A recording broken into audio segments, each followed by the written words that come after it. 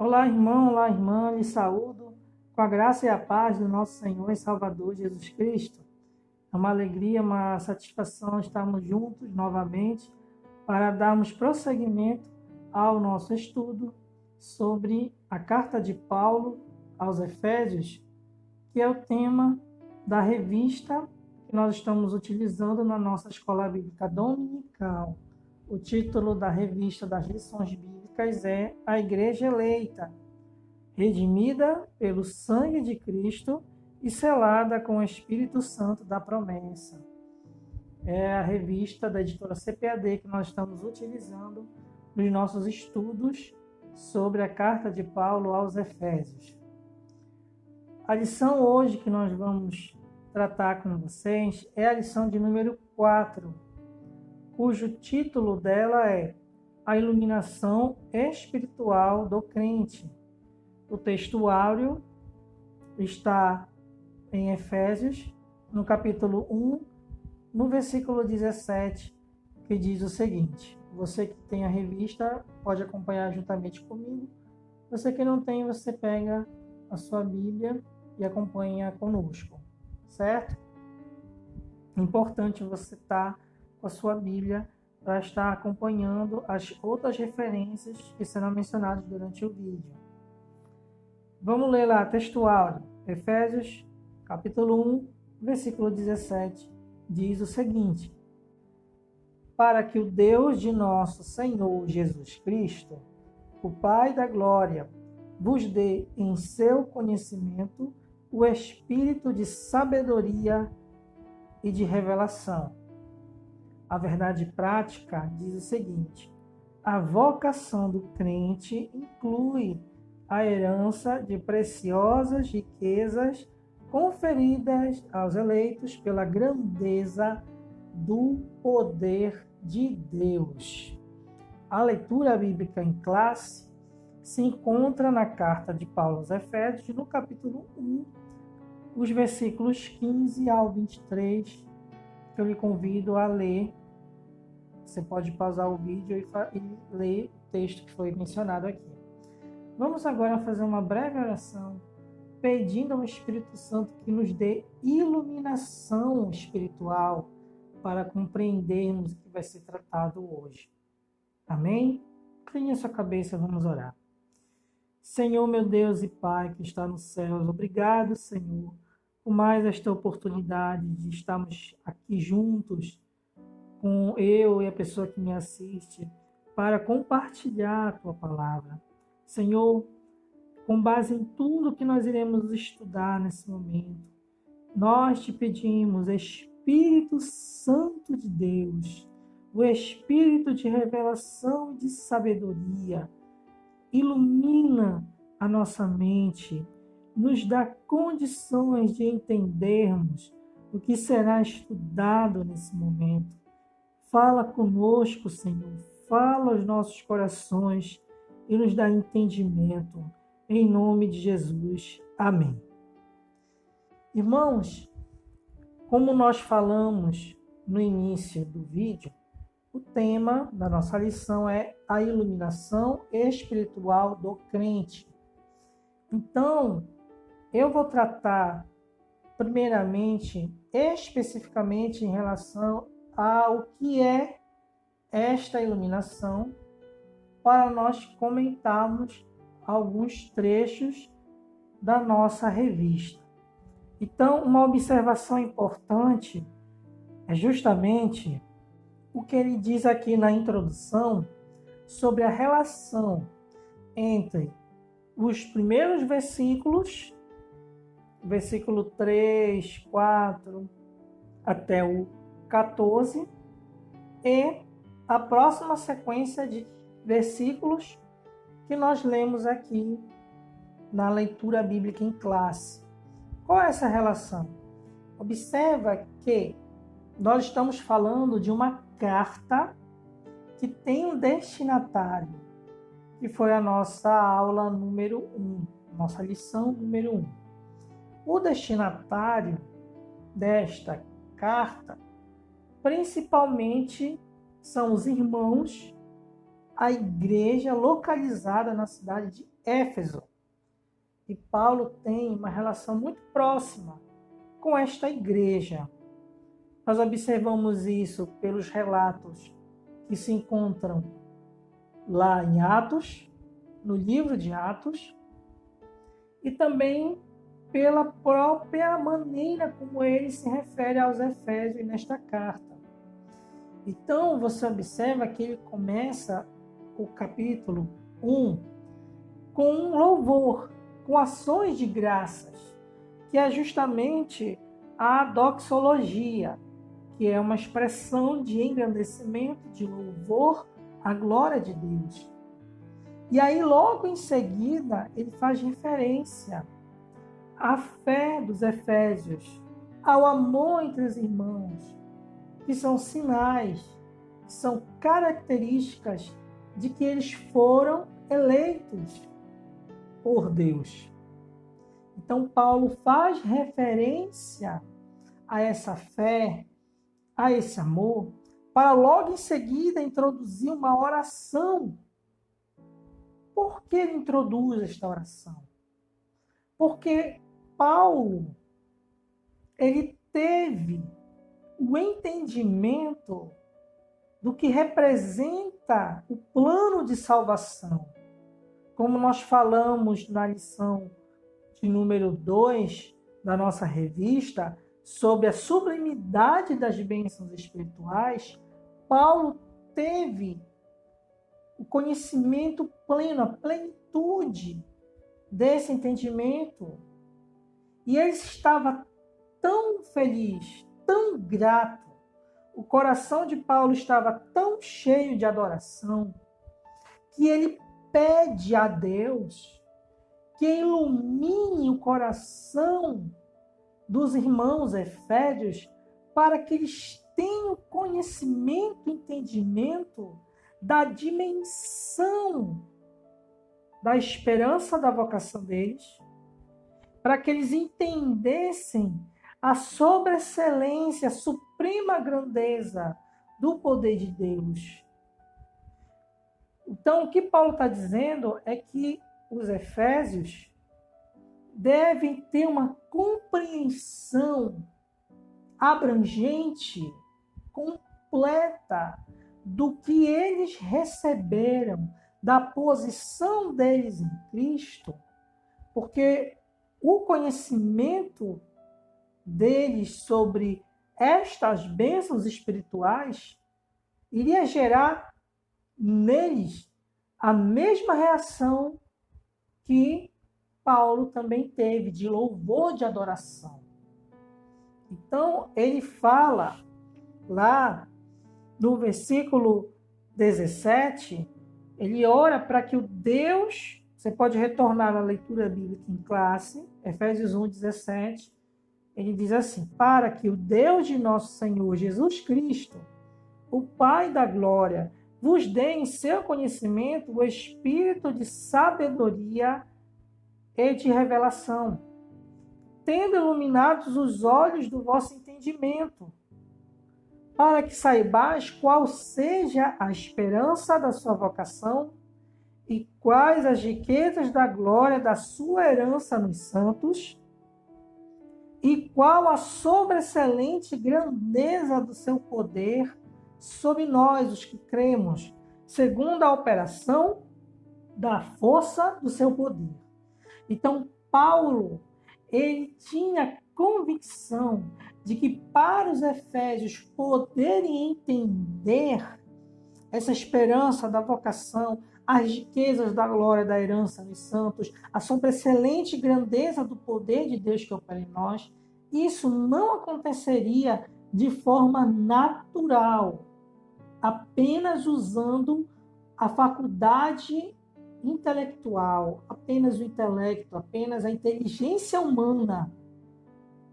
Isto não é suficiente para entender as implicações, as consequências, as dimensões justamente do que ele coloca aqui. É por isso que ele pede para Deus dar aos Efésios o espírito de sabedoria e de revelação, que é justamente uma das funções do Espírito Santo. Então, existe um autor reformado chamado Robert Reymond, que é citado pelo N. Gruden na teologia sistemática do Gruden, que ele dá a definição do que é iluminação. Então, vou ler para os irmãos essa definição do que é iluminação. Ele diz o seguinte: esse autor reformado, Robert Reymond, de linha reformada, ele diz assim, que iluminação é capacitação do Espírito Santo dada aos cristãos em geral, para que possam entender, trazer de volta à mente e aplicar as escrituras que estudaram. Existe outro autor de linha reformada, chamado John Stott, que diz que essa iluminação que o Espírito Santo dá ao crente ocorre da seguinte forma: é precisamente quando meditamos sobre o que Deus tem feito em Cristo que o Espírito Santo abrirá os nossos olhos para compreendermos suas implicações. Então, iluminação espiritual, que é o que Paulo fala, é justamente o Espírito Santo capacitando o crente a entender a mensagem que se encontra nas Escrituras. É por isso que quando você pega, por exemplo, o Evangelho de João, no capítulo 14, no versículo 26, o próprio Senhor Jesus fala sobre o Espírito Santo, e uma das características do Espírito Santo é justamente isso. A questão de dar o entendimento para o crente compreender o Evangelho, a mensagem da salvação. Então ele fala o seguinte, que o Espírito Santo vos ensinará todas as coisas e vos fará lembrar de tudo o que vos tenho dito. Isso Jesus falando para os discípulos. E lá em João, capítulo 16, versículo 13, ele também diz que o Espírito os guiaria a toda a verdade. E também existem referências bíblicas falando que no momento em que os discípulos estivessem diante de uma situação de confronto, Jesus promete a eles que eles não deveriam se preocupar sobre o que haveria de ser dito, porque o Espírito Santo daria para eles as palavras. Então, as referências sobre o que eu falei agora há pouco está em Lucas, capítulo 12, versículo 12, Mateus, capítulo 10, versículo 20 e Marcos, capítulo 13, versículo 11. Então, o N. Gruden, ele diz o seguinte, que a obra iluminadora do Espírito Santo é vista no fato de que ele nos capacita a entender. Então, essa iluminação, ela exerce essa função pedagógica. O Espírito Santo nos ajuda a entendermos. Se não fosse a ação do Espírito Santo neste exato momento em que nós estamos aqui, nós não teríamos nenhuma condição de compreender este Evangelho, de compreender a mensagem, de compreender as Escrituras. É por isso que o apóstolo Paulo fala lá em 1 Coríntios, na referência que vai aparecer aí no vídeo, ele diz que a mensagem da cruz é loucura para os que se perdem. Por quê?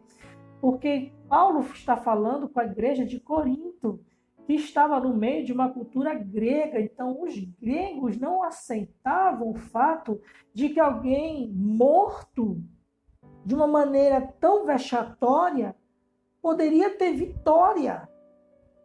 E quando Paulo fala o seu discurso lá em Atenas, que ele se refere à ressurreição de Cristo, eles também não compreenderam de que forma a ressurreição de Cristo trouxe vitória.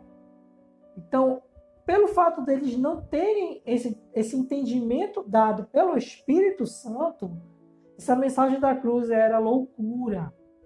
É por isso que Paulo roga a Deus que conceda aos Efésios o espírito de sabedoria e de revelação, que é justamente o Espírito Santo de Deus. E agora nós vamos, depois de eu ter feito essa introdução sobre a questão da iluminação, nós vamos agora aos comentários sobre a revista. Então, o tópico 1 em algarismo romano tem como título A Esperança da Vocação e as Riquezas da Glória. Esta vocação, meus irmãos, é o chamado de Deus para a conversão. Essa vocação é o chamado de Deus. Nós fomos chamados por Deus. Deus nos chamou à salvação. Então, esse chamamento é que Paulo fala aqui, vocação, a esperança da vocação. Então, o autor da revista, ele fala o seguinte no ponto 1, ação de graças e intercessão.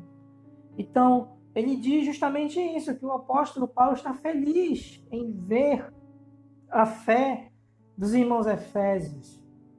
Isso mostra que o trabalho de Paulo não foi em vão, trouxe resultados, que eles estavam firmes. E Paulo não ficou pouco tempo em Éfeso. Nós estudamos na lição que ele ficou pelo menos aí uns 3 anos labutando com os irmãos lá em Éfeso. Então, quando ele tem notícia de que os irmãos estão firmes e fortes, isso traz uma alegria enorme para o coração de Paulo. Isso traz uma alegria tão grande que estimula ele a orar. Ele diz que ele não cessa de orar. Continuamente, ele está orando pelos Efésios, pelos irmãos da igreja de Éfeso. Então, ele diz assim, que esse louvor, essa gratidão de Paulo é por quê? Por causa das bênçãos espirituais que ele já tinha falado antes. Que é a eleição, que é a predestinação, que é a filiação ou adoção. E o dom do Espírito Santo. Então, Paulo, ele tem a compreensão, ele tem o entendimento dessas bênçãos espirituais, ele se alegra muito, irmão. É por isso que nós temos que orar e buscar esta iluminação espiritual. Mais uma vez eu vou fazer referência aqui ao Gruden. Os irmãos perceberam que eu gosto muito de citar o Gruden, mas é porque eu gosto do estilo dele de tratar assuntos tão complexos como esses que nós estamos tratando. Então ele fala o seguinte aqui, irmãos, que devemos orar para que o Espírito Santo nos dê a sua iluminação e deste modo nos ajude a entender corretamente quando estudamos as Escrituras ou quando avaliamos situações em nossa vida.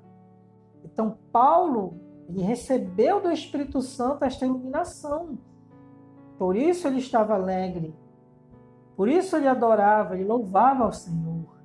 Porque ele entendeu que representa estas bênçãos espirituais. Por isso que ele pede a Deus para que os Efésios recebam esse espírito de sabedoria e de revelação, que é o Espírito Santo. Então ele diz aqui que Paulo estava ciente de quão maravilhoso é o Evangelho, mas ao mesmo tempo de quão impossível é alguém perceber a glória dessas boas novas sem ser ensinado por Deus. Então esse texto aí que o autor da revista faz referência, que é 1 Coríntios capítulo 2, versículo 14 e 15, é justamente aquela referência que fala que as coisas espirituais são discernidas de forma espiritual.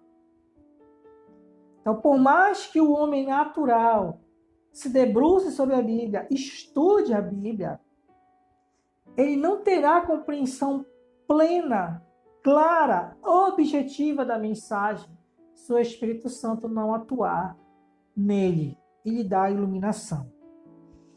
Então ele fala que ele que Paulo, isso aqui é o autor da revista falando, rogava a Deus para que os irmãos da igreja de Éfeso recebessem essa compreensão por meio do Espírito. E aí ele fala, ele elenca essas bênçãos espirituais. Então ele fala aqui no ponto 2 sobre a esperança da vocação, ou seja, a esperança do chamado. Essa esperança do chamado, ela tem os direitos e os privilégios. Quais são os direitos? Justamente o privilégio de eles receberem as bênçãos espirituais, isso já está bem claro, perdão dos pecados, adoção, reconciliação com Deus, são bênçãos, são riquezas espirituais. E quais são as responsabilidades ou os deveres que diz respeito à esperança do chamado da vocação? É justamente a questão de que o eleito, vocacionado, chamado por Deus, precisa viver uma vida de santidade, uma vida irrepreensível. Então, o autor da revista ele elenca 3 pontos sobre a questão da esperança da vocação. Ele diz que Deus chamou pessoas no passado, ou seja, desde antes da fundação do mundo, o Senhor vocacionou pessoas, chamou pessoas. Para trazer um conceito da última lição, elegeu pessoas. Então, essa é uma dimensão da esperança da vocação. A outra dimensão aqui, ele fala, dentro do ponto 2 da revista, que é dentro do tópico 1, algarismo romano. Ele fala o seguinte, no ponto B, que a chamada implica, abrange serviço e santificação no presente, nesse tempo que nós estamos vivendo, no presente, no tempo atual, porque a chamada da vocação ela tem uma dimensão terrena e ela tem uma dimensão celestial, espiritual, uma dimensão presente e uma dimensão futura, que é justamente as riquezas da glória, da herança de Deus, que nós vamos ver daqui a pouquinho. Então, ele também fala que justamente no ponto C, ele diz aqui, que a participação gloriosa no futuro, que compreende a vida eterna e a esperança de conhecer Deus face a face. Então, a esperança da vocação ela tem essas 3 dimensões aqui. Ela faz referência ao chamado de Deus, à eleição de Deus antes da fundação do mundo, os tempos eternos. Diz referência à necessidade que nós temos de viver uma vida santa, até mesmo porque na mesma carta, Paulo vai fazer referência a essa vida de santidade, a essa vida irrepreensível, a essas obras que Deus preparou para que nós andássemos nelas, como está dizendo lá Efésios no capítulo 2. E a dimensão futura dessa esperança, que é justamente quando nós estivermos no céu, na glória do Senhor, no futuro, onde nós vamos conhecer Deus face a face, meu irmão. Você já tem noção, dimensão, de que um dia nós nos encontraremos com o Senhor e o veremos e o conheceremos e estaremos continuamente na presença dele por toda a eternidade, que é o que fala justamente esse ponto aqui 3, as riquezas da glória da sua herança. O problema é que quando a gente lê riquezas, a nossa mente ainda está muito viciada no conceito terreno do que seja riquezas. A gente faz referência a questões materiais, a posses materiais. Não que a gente não tenha direito de tê-las de forma alguma, mas as riquezas da glória divina, que Paulo se refere aqui, são muito mais sublimes do que qualquer tipo de bem material que nós possamos ter nesse mundo, irmãos. É a vida eterna.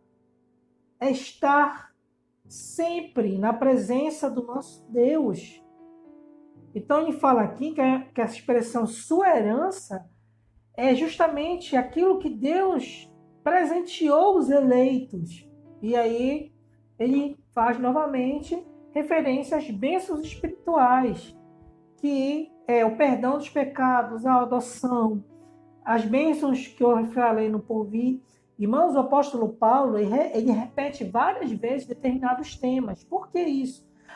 Para que os irmãos efésios entendessem de uma vez por todas o que representa estar em Cristo, o que representa estar em união com Cristo, o que isso implica, as consequências, porque no momento em que eles tivessem esse entendimento, despertassem sua mente, irmãos, eles poderiam passar por qualquer coisa nessa terra, por qualquer tipo de sofrimento, mas nada nessa terra tiraria do coração deles a alegria, a adoração, a gratidão do que eles receberam pela posição espiritual em Cristo.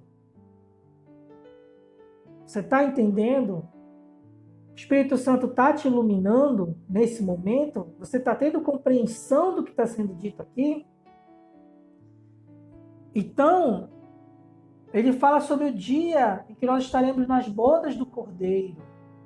Eu estimulo que você leia essas referências de Apocalipse capítulo 22, versículo 3 e 4, de Apocalipse capítulo 19, versículos 7 e 9. Irmão, isso aqui é um gostinho do que nos espera na glória, lá na glória, com o Senhor, no novo céu e na nova terra, na nova Jerusalém. E aí no tópico 2, em Algarismo Romano, ele fala justamente sobre outro aspecto que Paulo queria que os irmãos efésios tivessem entendimento, que é justamente a sobreexcelente grandeza e força do poder divino. Porque Paulo queria que os irmãos efésios entendessem que estava à disposição deles um poder, irmãos, que é muito maior do que nós podemos imaginar, que é um poder que está acima de qualquer poder terreno, que é um poder de valor inestimável, de uma magnitude, de uma grandeza insuperável, um poder que excede todo o poder humano. Então, dentro do tópico 2 de Algarismo Romano, no ponto 1, fala sobre a sobreexcelente grandeza do seu poder. Então, toda a revista faz comentários mostrando as palavras de origem grega que Paulo utilizou para que os irmãos efésios pudessem entender que estava disponível para eles um poder, irmãos, que não é qualquer poder, é o poder de Deus, que é grande, que é supremo. E esse poder, irmãos, ele é de uma eficácia. Eficácia quer dizer que cumpre aquilo pela qual foi destinado. Que é de uma eficácia, de uma força incomparável. E aí, sobre esse poder, que Paulo fala referente a Cristo. Por quê? Porque Paulo não diz apenas que existe um poder supremo. Ele dá provas da existência deste poder supremo que age na vida dos efésios. Qual é essa prova? A exaltação de Cristo, como está dizendo no tópico 3. Ou seja, aquilo que aconteceu com Cristo é a prova inequívoca, indubitável, que não tem dúvida de que o poder de Deus é assim como Paulo descreve. Então, no tópico 3, em Algarismo Romano, ele fala no ponto 1 que Cristo é a primícia dos que dormem, porque Paulo ele se refere aos irmãos que morreram em Cristo, ele diz que esses irmãos estão dormindo. Por quê? Porque o estado deles não é definitivo. Vai chegar um momento em que eles serão ressuscitados. Então, quando Paulo fala aqui sobre a primícias, essa palavra primícias, ela vem do Antigo Testamento, porque a sociedade judaica sempre foi uma sociedade agrícola. Então, toda vez que chegava o tempo da colheita, eles, na hora que iam colher, eles separavam a primeira parte dessa colheita, que era geralmente a melhor. E essa primeira parte colhida, eles chamavam de primícias. Por quê? Porque a primeira parte que era dedicada ao Senhor, que era consagrada ao Senhor. Então, toda a primícia do que eles produziam era entregue ao Senhor como forma de adoração. Então, quando Paulo diz que Cristo é a primícia dos que dormem, ele diz que a garantia da ressurreição daqueles que morreram em Cristo é o fato de Cristo ter ressuscitado. É por isso que Jesus fala, que lá no Evangelho de João, ele diz: eu sou a ressurreição e a vida. Ou seja, Jesus é a ressurreição e a vida. Por quê?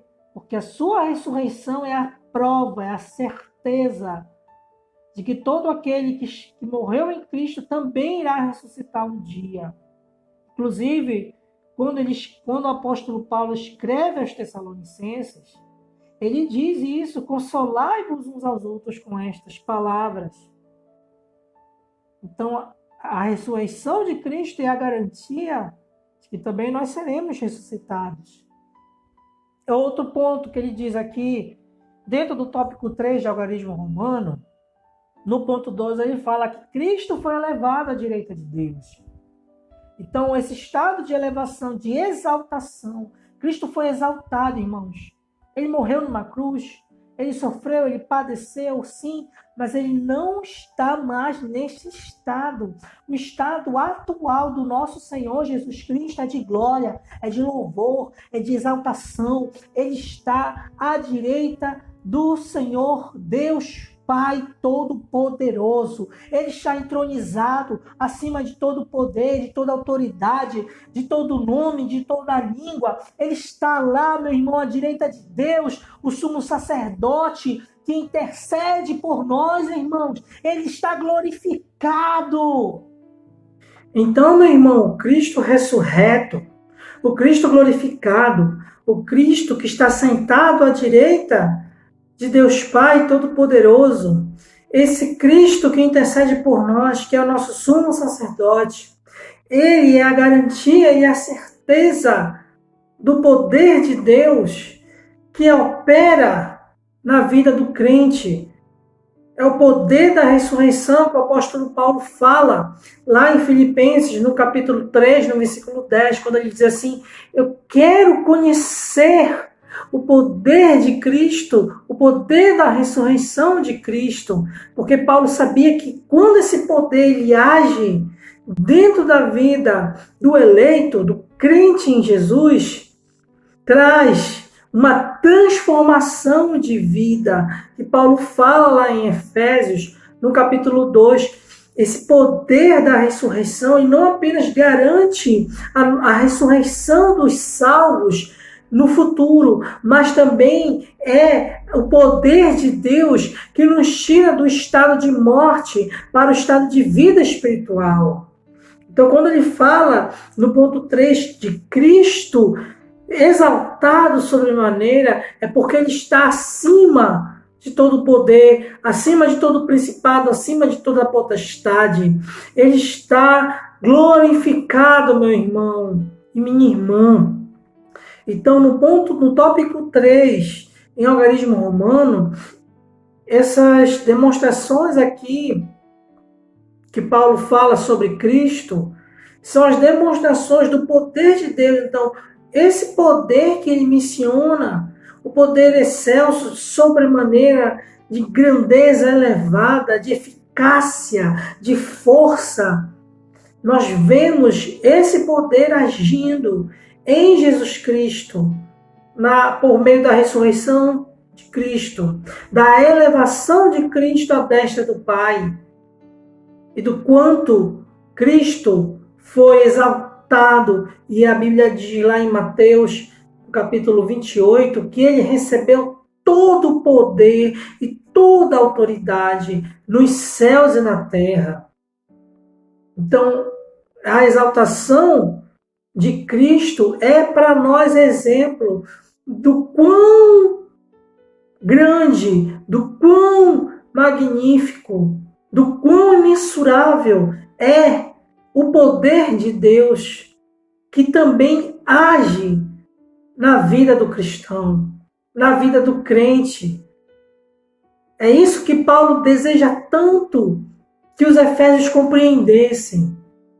É isso que Paulo deseja tanto que os efésios entendam de uma vez por todas, que sobre eles, que neles opera o mesmo poder que ressuscitou a Cristo. No momento que a pessoa recebe essa iluminação do Espírito Santo e compreende o tamanho do poder que está à sua disposição, irmão, não tem como ficar o mesmo. A vida se transforma.